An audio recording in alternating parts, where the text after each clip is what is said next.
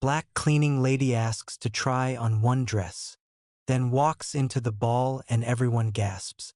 The last light of a golden autumn day filtered through the stained glass windows of the Marlowe estate, where everything, from the marble floor tiles to the ornate crystal chandeliers, whispered of wealth so old, it had long stopped being loud about it. The grand ballroom sat in silence, the kind of silence that existed only between events, when the scent of lavender polish still lingered on the freshly waxed floors, and the air felt like it was waiting for music to return. Clarice Morrow stood alone in the center of that silence, mop in one hand, a small cloth tucked in the waistband of her faded uniform. Her reflection stared back at her from the gleaming floor, a thin woman in her early 50s, her skin the color of warm mahogany, her frame worn not by age but by years of service. Her hair, coiled neatly into a bun, had been touched with strands of gray long before her time. But her eyes, deep brown, clear, intelligent, still held fire.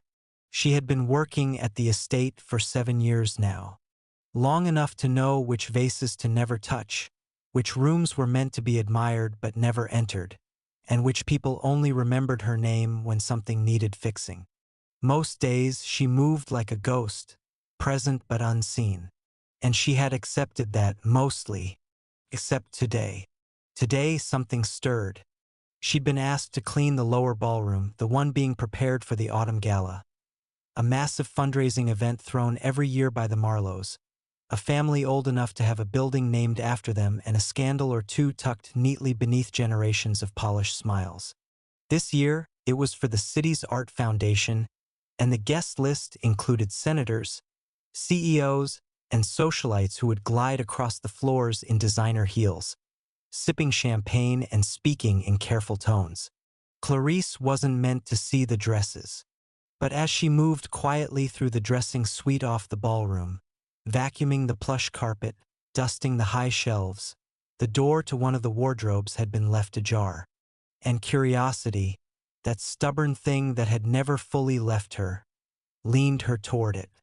Inside was a gown, not just any gown. This one shimmered. It was champagne gold, strapless, with a cascading train of tulle and delicate embroidered beading that caught the light like stars trapped in silk. It stood out even among the dozen others, each tagged with names Clarice recognized from society pages: Kendall Ashcroft, Beatrix Langston, Renee Vanderbilt. But this one didn't have a name tag, just a small handwritten note clipped to the hanger, for backup, just in case. Clarice stared at it, not greedily, not even with longing, but with the quiet kind of admiration that came from understanding craftsmanship, from seeing beauty and recognizing it without needing to own it. Still, she whispered aloud, "I wonder," and for a moment, just a moment, the idea was too loud to ignore. She looked around, once to the left, then to the right. No one. The suite was empty. She could still hear the distant hum of the landscapers working on the west lawn. Her hands moved before her thoughts could scold them. She reached up slowly, fingers brushing the soft fabric, then slipping the hanger from the rack. The weight of the gown surprised her. Not heavy, but full, like it had something to say. In the far corner of the suite was a modest mirror, half covered with a plastic sheet. She tugged it off, revealing her reflection in pieces. Then, she unbuttoned her uniform and let it slide gently off her shoulders, folding it with practiced precision and setting it aside. She stepped into the gown like one would step into water, carefully, reverently, holding her breath. The fabric hugged her in ways she didn't expect. It fit, not perfectly, but close enough that the illusion was complete. She turned slowly before the mirror, watching herself with a kind of disbelief. It wasn't that she looked like someone else. It was that she looked like herself, fully realized. She touched the side of her neck, where a string of pearls might go, then smiled faintly. Not with pride, but with recognition. as though she were remembering something, some version of her that life had asked her to forget. A sound from the hallway snapped her out of it. Footsteps, heels. She froze. The door creaked open, and a voice rang out, sharp and clipped. "Hello? Is someone?" Clarice turned, and standing in the doorway was Beatrix Langston herself. Early 30s, blonde, sculpted, draped in a cashmere wrap and disdain. Her eyes widened when they landed on Clarice in the gown. Beatrix blinked once, twice, then her lips curled into a smirk. "Well," she said, voice like frost on glass, "looks like someone's gotten a bit carried away."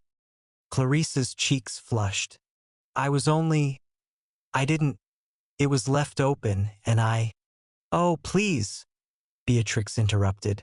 "You think this is some fairy tale?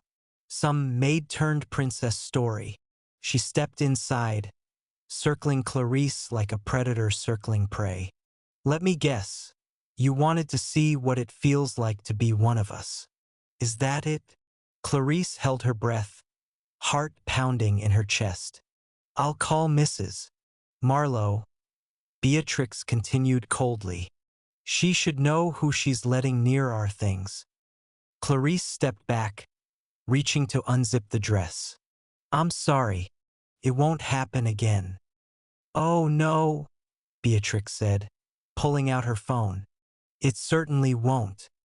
But just before she could tap the screen, another voice echoed through the hallway.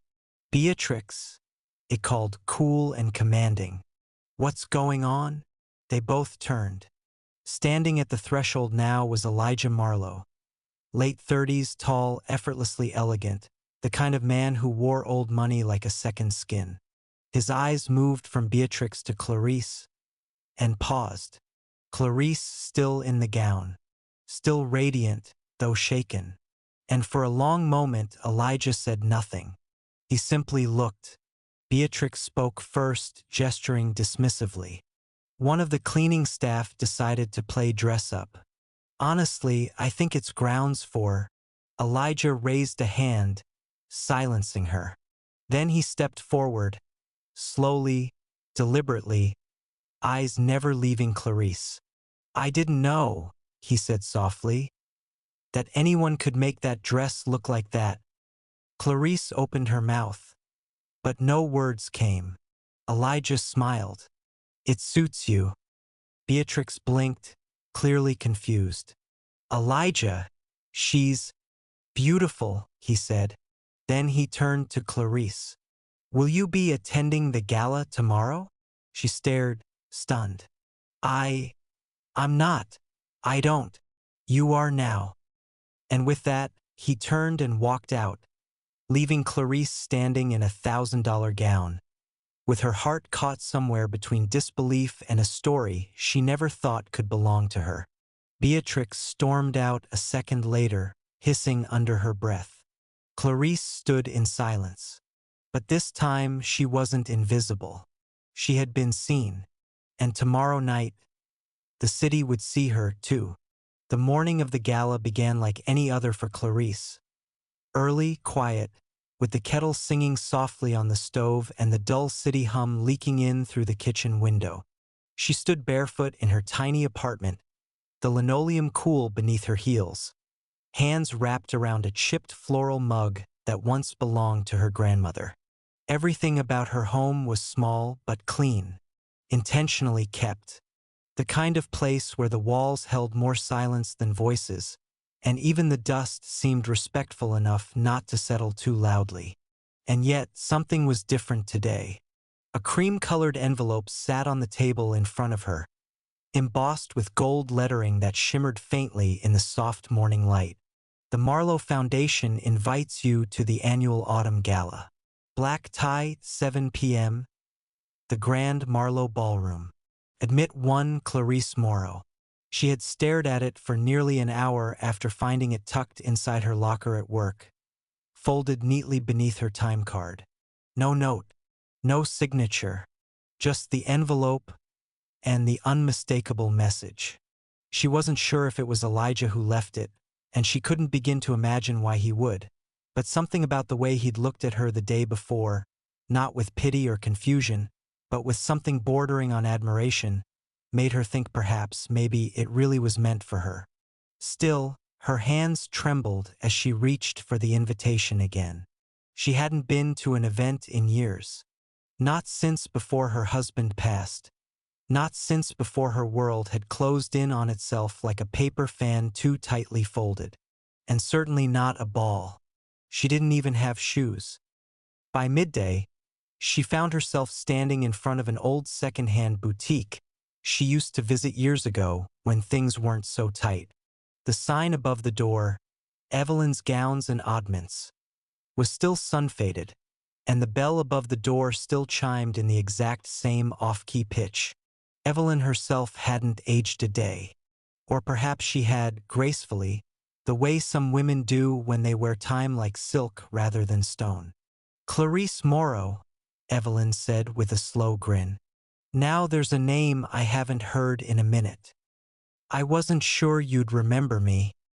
"Oh, I remember everyone who treats my dresses with reverence. What brings you back?" Clarice held out the invitation. Evelyn raised an eyebrow as she read. "The Marlowe Gala?" she murmured. "Well, now that's a twist." "I need shoes," Clarice said simply. "And maybe something for my hair." Evelyn tilted her head, studying Clarice as if seeing something that had been buried, waiting. "You kept your figure," she said, not unkindly. "But your posture, that's changed. What happened to the woman who used to dance barefoot in the aisles of this shop?" Clarice smiled faintly. "Life." "Well," Evelyn said, turning toward the back room, "let's see if we can remind life that it hasn't taken all of you." By the time the sun began to dip beneath the skyline, the city outside the Marlowe estate had begun to shimmer, headlights like fireflies in motion, buildings lit with gold and glass, the hum of wealth humming louder as black cars lined up one by one. Inside, the ballroom had been transformed. Velvet drapes hung along the walls. Crystal glasses sparkled beneath massive chandeliers. Guests in tuxedos and floor-length gowns glided across the polished floors, sipping champagne and offering each other the same carefully crafted smiles, rehearsed for every camera, every whisper. Beatrix Langston arrived in crimson silk, trailing designer perfume and the confidence of someone who had never been told no. She waved to photographers, offered air kisses, and took her place near the front, her eyes constantly scanning for Elijah. She hadn't forgotten the dress, or the woman in it. And then, silence. A hush swept across the ballroom. Not sudden, but spreading like a ripple from a single drop in still water. The doors opened, and in walked Clarice. Not the cleaner, not the shadow in uniform, but the woman who had once danced in vintage shops, who used to wear gold not because she could afford it, but because she believed she could carry it. Her gown, the same one from the day before, had been fitted slightly at the waist and pressed to perfection. Her shoulders were bare, proud. Her hair had been coiled into soft curls that framed her face like a crown, and her skin glowed with quiet defiance. The shoes clicked softly against the marble. Her hands were ungloved. Her eyes were forward. And the room, full of politicians, patrons, and power, stared. Beatrix's champagne glass tilted in her hand, the liquid nearly spilling as her jaw went slack. "What?" she whispered. "What is she doing here?" Clarice paused at the edge of the room, feeling every gaze. Some curious, some horrified, others wide with awe. But she did not shrink. Elijah Marlowe, standing near the stage with a glass in hand, turned slowly. And when he saw her, his smile bloomed, slow and genuine. He walked toward her, offering his arm. "You're late," he said with a grin. I didn't know I was invited until yesterday. You were invited long before that. And with that, he led her into the center of the room as whispers swirled around them like perfume. Clarice didn't need to pretend anymore. She was no longer just a woman in borrowed silk. She was a woman who had remembered who she was. And they would have to remember her now, too. Clarice had never walked through a room like this before. Not with so many eyes tracing her every step. Not with chandeliers blooming overhead like crystal flowers. Not with a full-string quartet easing Vivaldi into the air like honey on marble. She had scrubbed these very floors before. She had mopped beneath those same golden sconces, wiped fingerprints off the glass balustrade that curved like a ribbon toward the upper gallery. But tonight, she floated. The hush that followed her entrance had long since scattered into whispers, the not-so-secret murmurs of scandal and disbelief rippling from cluster to cluster like sparks along dry wood. Who let her in? I thought she was staff. Did someone lose a bet? But others watched with a different curiosity. Women tilted their heads, men raised brows, and somewhere in the press of disbelief, admiration had begun to stir, hesitant, reluctant, but real. Clarice walked beside Elijah, his arm still resting lightly beneath her hand, not in the possessive way of a man flaunting a guest, but in the assured ease of someone walking beside an equal. She had never touched him before, not once in 7 years of waxing his family's floors, but now her fingers curled softly around the crook of his arm, not trembling, not uncertain, but steady. He led her toward a cluster of trustees near the fireplace, and she braced herself. Mrs. Geneva Whitlock, one of the city's most powerful philanthropists, wrapped in layers of lilac silk and suspicion, offered the first smile. It was tight as a stitch. Elijah, Geneva cooed. And who is this vision beside you? Elijah opened his mouth to respond, but Clarice stepped forward, chin lifted, voice calm. My name is Clarice Morrow, she said. I work at the estate, and tonight I've been invited as a guest. The group went still. Clarice didn't flinch. After a pause long enough to be deliberate, Geneva replied, Well, it's a pleasure. I don't believe we've met formally, though I've heard your name. Clarice smiled gently, usually followed by a request to fix something, I'd imagine. A few nervous chuckles rippled through the circle, but Geneva narrowed her eyes. And how did this invitation come about? Before Clarice could answer, Elijah spoke. It was long overdue, he said. Clarice has been here longer than some of the paintings, and more valuable if you ask me. There it was again, that quiet line between kindness and something else.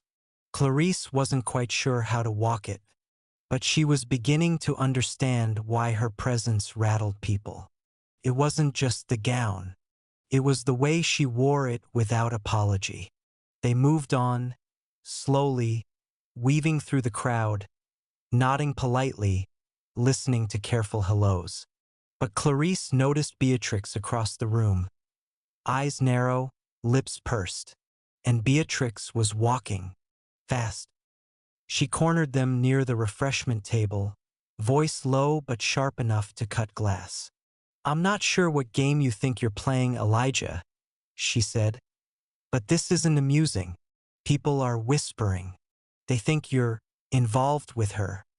Clarice felt the sting like a slap across the back of the neck. But she didn't move.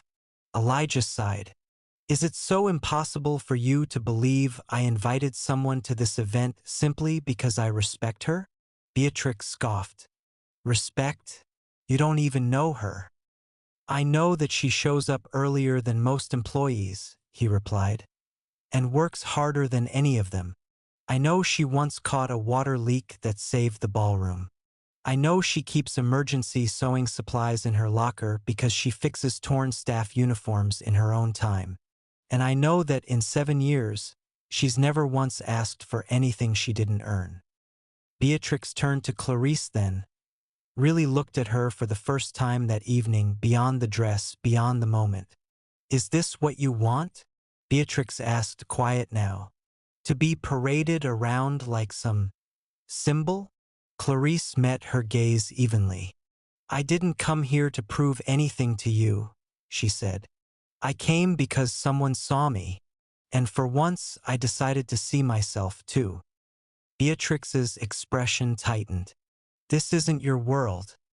"No," Clarice said, "but I've cleaned it, fed it, watched it, and I've learned that maybe it isn't the world that doesn't belong to me. Maybe it's just the people trying to guard the gate." Beatrix blinked, and for once had no answer.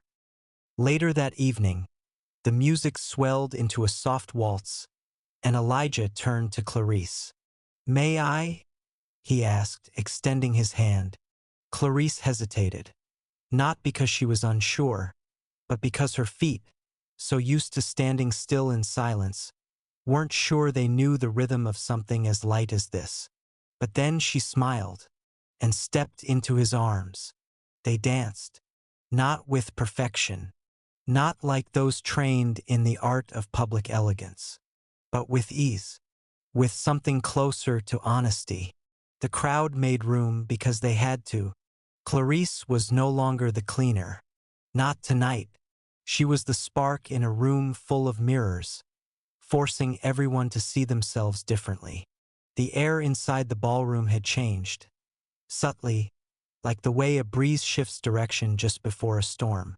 Music continued to drift from the quartet's corner, but beneath the soft rise and fall of strings, a deeper tension had begun to murmur through the space, whispered behind champagne glasses and beneath tight-lipped smiles. Clarice felt it, too. She wasn't naive. She had worked too many parties, heard too many careless conversations behind closed doors, to mistake politeness for approval. And though the chandelier light still danced across her gown, and Elijah's presence beside her still lent weight to her right to be there, the mood had changed. People no longer just looked. They judged. And then they remembered.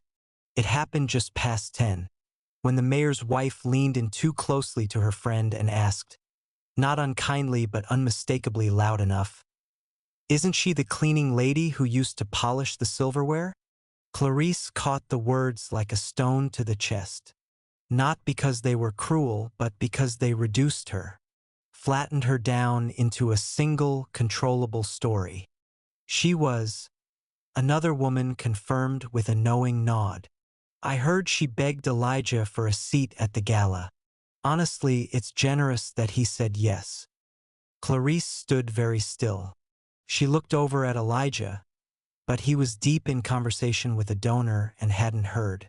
And perhaps it was better that way.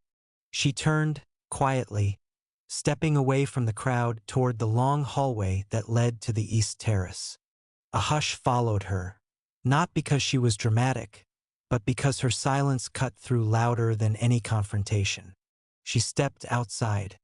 The city stretched before her like a painting, distant lights flickering, the sound of horns and voices softened by the thick ballroom glass. She breathed. The cool air touched her bare shoulders, reminding her how exposed she truly was, not just in skin but in story. She leaned on the marble balustrade, her fingers curling gently around the stone. For a moment the loneliness returned. The deep kind, the kind that's not about being without people, but about being unseen even while surrounded by them. "May I?" came a voice behind her. She turned to find Elijah there, holding 2 glasses of water. "I figured you might need this," he said, offering her one. Clarice accepted it, eyes meeting his. "You knew this would happen," she said quietly. He hesitated. "I suspected it might. And you still invited me. Because you deserved to be here." "Did I?" she asked. "Or did I just serve here long enough to be tolerated for one night?" He was silent. And then, Do you regret coming? Clarice looked back at the city.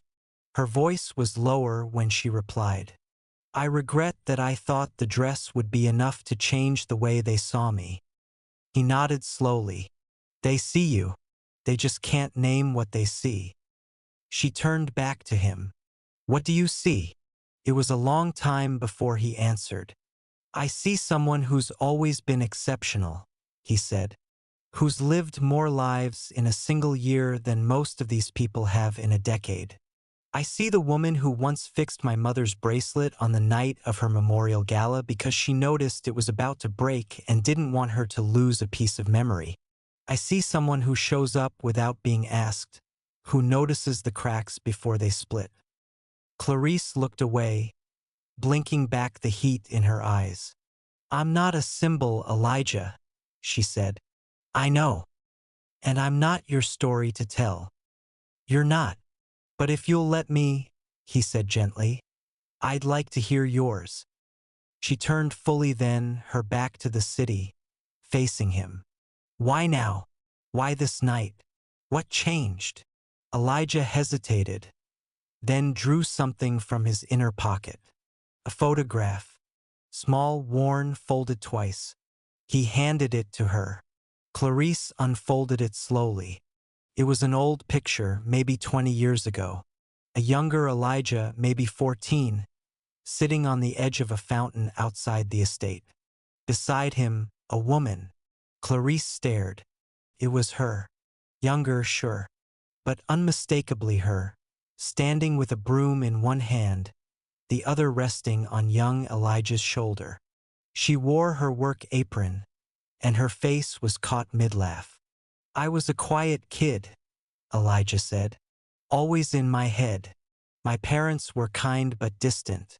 You talked to me, told me stories, taught me to shine my own shoes when I was too embarrassed to ask the butler. Clarice's hand trembled slightly. I forgot, he said. Not about you, but about the part of me that remembered you mattered. I grew up, got busy, started seeing people through the lens of position. Until a week ago when I saw you fixing a chair in the staff lounge. And I remembered who taught me what real elegance looks like. Clarice looked up at him, something deep unraveling inside her. Not anger, not sorrow, but the aching weight of recognition. You kept this photo all this time? He nodded. I kept it because I knew someday I'd have to thank you. And then, quietly, without grandeur or cameras or chandeliers to distract from the moment, he bowed his head slightly, not because she was fragile, but because she was powerful. I'm sorry it took me this long. Clarice said nothing. She didn't need to. The air between them held more truth than any apology. When they returned to the ballroom, Clarice no longer felt like she had to stand straighter to be seen. She was no longer trying to earn the space she occupied. She already had. And the rest of the world, they could catch up when they were ready. The final toast of the night was approaching. The ballroom had begun to breathe again. Music returning to its smooth sway, the crowd shifting into a rhythm of confidence and polished conversation. But something was different. Though no one spoke it aloud, the very foundation of the room had changed. Not because of any speech or scandal, but because a woman in a borrowed gown had entered and dared to take up space. Clarice stood at the edge of the ballroom now, watching the crowd with new eyes, not bitter but knowing. She had danced. She had spoken. She had stood in full light. And while the world hadn't erupted into applause, it also hadn't managed to erase her. And then the lights dimmed, and a chime rang from the main stage. Guests turned. The quartet lowered their bows. Elijah Marlowe took the mic. He stood tall in his tailored midnight blue tuxedo, his expression composed but resolute. He cleared his throat once, not for attention, but to steady himself. I know the custom tonight is to thank our patrons, he began, and to list all the good your generosity will do for the Marlowe Arts Foundation. And believe me, it will do good. Light laughter. But if you'll allow me, he said, glancing toward Clarice, I'd like to use my time for something different. The room stilled. There are moments, Elijah continued, when tradition and elegance demand we maintain a certain order, a hierarchy of who gets to be seen, heard, or remembered. Tonight, I'd like to break from that. He paused. You've all seen her. Many of you know her. Some may have mistaken her for a symbol or, worse, an anomaly. But she is neither. She is Clarice Morrow. Murmurs. Heads turned toward her. She has worked at this estate for 7 years. But tonight, she's not here as staff. She's here because I owe her, not just personally, but professionally. Because the values this foundation claims to uphold, art, dignity, beauty, humanity, were never meant to live only in galleries. The room fell silent. Elijah continued. When I was a boy, Clarice was the one who noticed when I was struggling. She saw me. She spoke to me. She reminded me that kindness isn't something you put on like a suit. It's something you carry. And I forgot that, until I saw her trying on a dress, one no one thought she had the right to touch, and I remembered who taught me to care. Clarice felt her breath catch. This foundation, he said, will now sponsor a community arts program in Clarice's name, one that hires local mentors, people who've lived real lives, to teach confidence and creativity to underserved youth. Because no one should have to wear a gown just to be seen. A beat of silence, then applause. Not polite, not half-hearted. Real. It started small, a few hands clapping near the stage. But it grew louder, warmer, as more and more guests joined in. Clarice stood frozen, eyes wide, lips parted, as the ballroom echoed with something she hadn't expected. Recognition. Elijah stepped down and approached her once more. Now you've really started something, she whispered, trying to compose herself. He leaned in gently. Good. The world needs to be reminded that grace doesn't come from gowns or invitations. It comes from people like you. She smiled, fully now like she hadn't in years. And for the first time, Clarice Morrow did not return to the shadows. She walked among them, head high, dress flowing, seen not because someone gave her permission, but because she demanded it.